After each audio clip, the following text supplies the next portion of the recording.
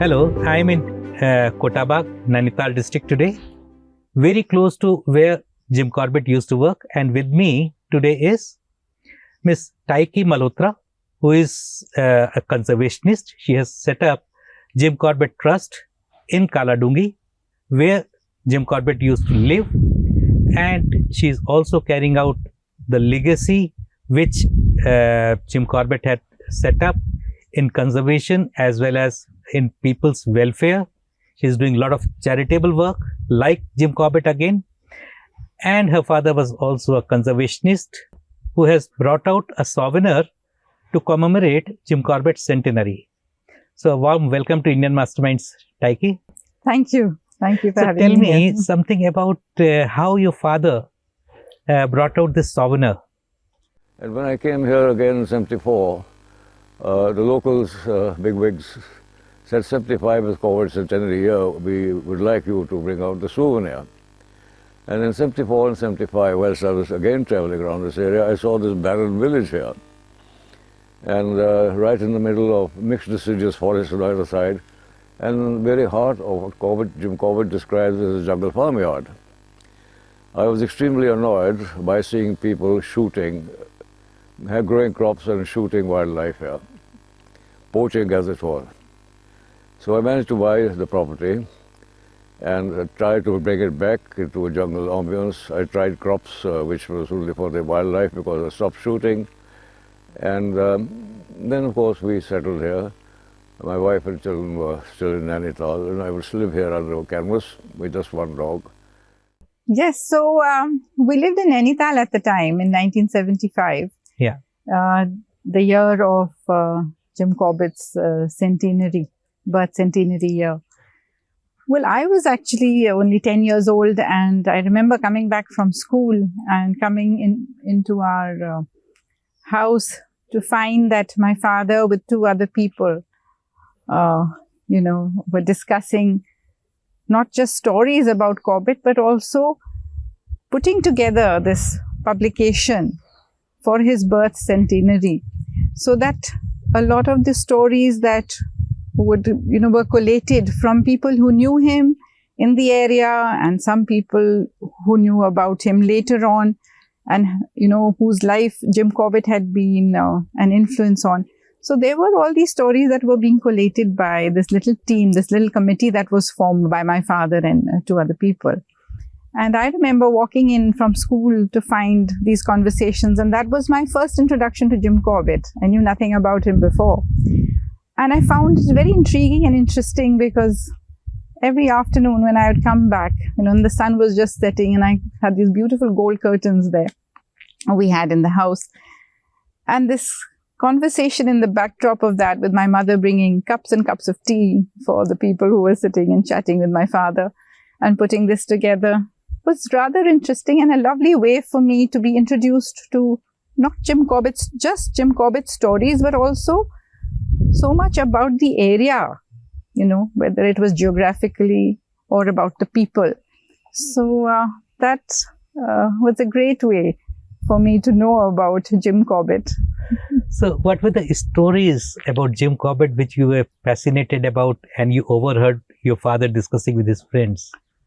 So the stories were many about his trails, some about the shikar, some about the man-eaters of Kumaon. But what I think struck me most were his stories from jungle law and My India. The stories that connected the people to the area, and how Corbett actually reached out to so many people in so many different ways. So I think that was what really struck me at that age. Not just hunting expeditions, but also conservation and charity. That is what must have impacted you. Yes, I think it was just understanding and knowing about what was actually going on at a time where I wasn't previously there, but to know a little history of the area in Nainital, of what used to go on, whether it was in Kaladungi, because Jim Corbett's summer home was in Jim Corbett's winter home was in Kaladungi. His summer home was in Nainital, and that we had actually bought a piece of land in Kaladungi, my father had bought. So for me, Nainital was one place where I heard these stories, but I actually almost lived them when we came to our farm in Kaladungi, because it was in the middle of wilderness. And there were forests on all sides. There was a beautiful river, which still is, the Bow River. And this was actually in Corbetts Stories. It was his jungle farmyard, where from his home he would sort of wander off and learn about the forests, and this is the land that we had bought from, which my father had bought. And we had a lovely little mud house, a double-storied mud hut, which my father had built for us. And so we would live on the top floor with our chickens at the bottom. And of course, we could hear all the jungle sounds around us. So when we went and stayed in Kaladungi, and when we went to the Bow River, whatever I had heard in that small room came alive. We could see it there. We could go into the river. We could understand that Corbett had walked these trails, and talking about his various tigers. In fact, in the Smithsonian record, there is that the largest tiger that was shot was in Kaladungi on the banks of the Bow River. So that is in the Smithsonian record even now. And so these are just some facts that were popping up, but we actually had the privilege to live the same it. Life Yes. as what Jim Corbett had lived, Yes, and had experienced. absolutely. So, but then what brought you to set up this Jim Corbett Trust so many years later? Well, actually, because we would come home, then we went off and studied and did different things. But every time I came home, I heard stories about how there are violations in the forests, how the boulders in the river are being collected, and they are not being given permission. So illegal activities were carrying on. And I would hear these stories from my parents or from my family. My father was a very keen conservationist. In fact, he drew the whole elephant corridor right from Corbett to Nepal for me, to show me what the movement is. And that was also very interesting. When I heard these stories and about what issues there were, and something really needed to be done about it. And I'm sure people who wanted to do things were maybe already doing things. But to me, it seemed very important to address each of those issues from where the problem really lay. If there was a real problem somewhere, then that issue needed to be tackled before it became very big and went out of hand, which very often it does. So that I then wanted to open a trust so that it could formalize the activities that I wanted to put into it. So it was really to look at the forests, the rivers, and the wildlife in the area. So how was it set up? Means you yourself set it up, or with some friends and well, there were many friends who supported it. Some who used to visit us from the UK as well, and some who were within the country so we did an informal Corbett Appreciation Society. But formally, my father and I just went one day to the courts in Haldwani and said, here are the papers. This is what we want to do. Can we register this trust? And it was done. So this was in 2007 that we registered the trust. But before that, I had taken the idea to London, where to fundraise for the trust, I had a silent auction at the Mall Galleries, where we also called the British Council director. And he then was transferred to India. And then he said when he came here, he would support the trust, which he did. So we launched it formally at the British Council in Delhi with the support of the director there. And then I went to the President of India, who was then Abdul Kalam Sahab. And I said, we've started this small endeavor. We need your support. So please do give us a message. And he did. So I have a fantastic message from the President of India at the time for the Jim Corbett Trust when it was launched. And of course, it still stands. And I've put a plaque of that in our office in Kaladungi. Great. And what are the activities the trust is carrying out presently?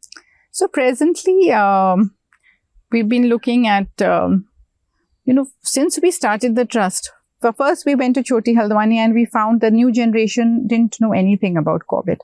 And we found that, since Jim Corbett is the one who left that whole village to the local people, about 200 people there. The earlier generations, of course, knew him, but the new generation didn't know. So we thought we should revive it through culture and education. So I got in touch with somebody from Bombay, a celebrity, Mr. Tom Walter, who then came and helped me with readings. And we also created a beautiful play by somebody called Pankaj, who is in Nainital. And that is still continuing. And we did this in the Chopal over there, which was, a Chopal is a room that was made during Corbett's time on stilts, where everybody in the village would gather and discuss about what they had to do with the wildlife that was destroying crops, like wild boar and stuff. So people would get together. And that was built during Corbett's time. So we used that space to revive his stories from My India and Jungle Law specifically. And, so we used that space. And the new generation got very interested. And then we distributed some of Jim Corbett's books in Hindi. And we didn't have enough. There were many more children than there were books. But what we found very sweet was the children, 2 or 3 of them would get together and say, we'll all read from one book, So it not only brought out awareness, but a deep interest in Corbetts Stories, which were so close to home for those children, which they were not aware of at all. So those children must have grown right now, and they also would be carrying the message you taught them for conservation and jungle preservation. Yes, in fact, most of those children who have grown up are now guides. Okay. Taking people on the Corbett trails that have started, in the village. So many of them are bird watchers. And also now there's a new Corbett Heritage Safari that has started quite recently. And I went on it. I didn't know this, but one of the boys who was the guide had taken me around, and then he said, ma'am, you don't remember me? I was that little when you first started the stories and you took us to meet the President of India. I took them for tea. Oh. I said, let's go and have tea with the President of India. So Abdul Kalam Sahab invited the children from Chhoti Haldwani to have a cup of tea with him.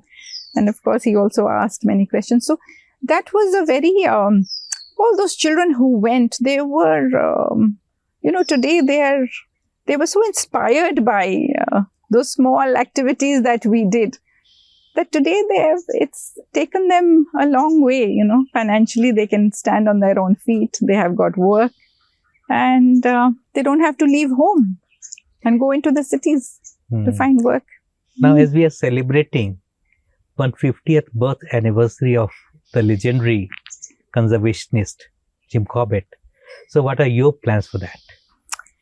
Well, actually, I was thinking that the Souvenir, the publication that was brought out in 1975, should be republished and with some new stories added to it. Okay. So we are just putting that together, and hopefully soon that publication should come out so that we can have many more stories from across the world, because Corbett fans are all across the world. So we are hoping to get all that together and we can publish it again. That is, of course, one level. On the other hand, in this area, which was right from Corbett National Park to Nepal, I look into the issue of the elephant corridor. And whenever there is a sort of illegal mining that is happening in any of those rivers, right from Kosi, Dapka, well, Nihal is not allowed, but they do give it, and Gola, and Nandor, and then Sharda. I look at this on a yearly basis. I'm also on the committee for this in the Forest, which has been formed by the Forest Advisory Committee for the state. So I look at that. I'm the only woman on it, with with a voice. So more power to you. So I look into that so that once we have the elephant corridor is clear, we are sure that, there's space for wildlife. Also, we insisted on the basis of that. We asked for the Pavalgarh Conservation Reserve. So that's my backyard now. Yeah. So having done all that work, I'm able to enjoy the fact that I have a conservation reserve just here on one side. I was coming to that only.